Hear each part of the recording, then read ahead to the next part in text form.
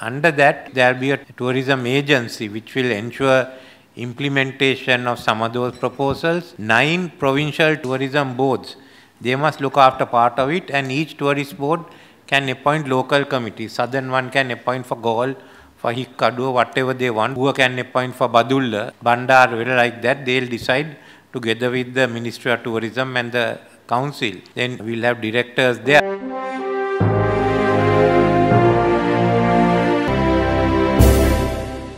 A host of new initiatives to transform tourism being firmed up by a dedicated committee chaired by Kavan Ratnayake came up for review at a meeting chaired by President Ranil Wickremesinghe on Wednesday. During the discussion, comprehensive short, medium and long-term plans to enhance Sri Lanka's appeal and comfort for tourists were thoroughly deliberated upon, the President's Media Division said.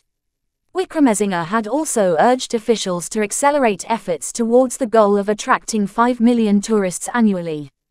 Tourism Minister Haran Fernando, Committee Chair Kavan Ratnayake, Presidential Senior Advisor on National Security and Chief of Presidential Staff Sagala Ratnayake, along with the chairpersons of Sri Lanka tourism agencies and private sector representatives attended the meeting.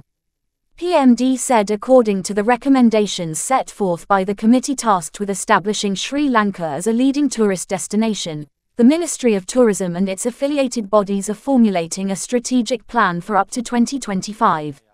Remarkably, 95% of this plan has already been completed. With the aim of fostering a favorable investment climate, the President's plan involves the establishment of an investment infrastructure corporation, alongside the formation of a decision-making council. Emphasizing the significance of provincial tourism boards across all 9 provinces, the President advocated for the creation of regional committees under each board. Wickremesinghe also directed officials to identify a suitable location, in collaboration with the private sector, for the establishment of a high-class hotel school in Sri Lanka. I asked this group to look at the 2017 report Harish Velanathan had prepared on tourism, update it looking at our targets of going in for 5 million tourists, how fast we can move it, what are we going to do short term, what will we do medium term and long term.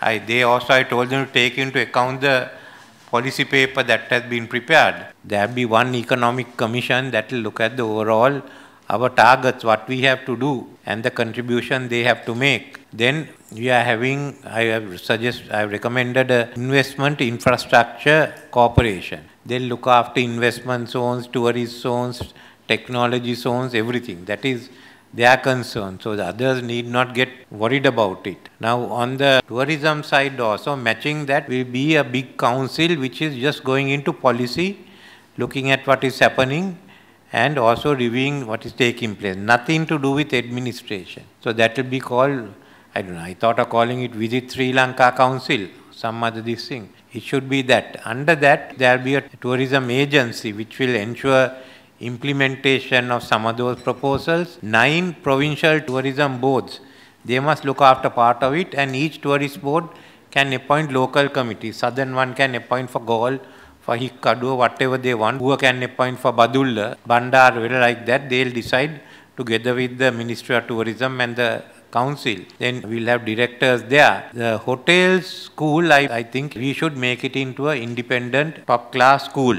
Stakeholders from the private sector must also get involved, not only being in the board but raising money and doing other things. It will be not-for-profit one, but private sector and government. We can't put it only on government and then blame what's happening, and look at raising the standards. There's a second one which I'm preparing. The private sector comes in, we'll get together, we'll give some money and the building, private sector and run it. That is the building in Bogambara.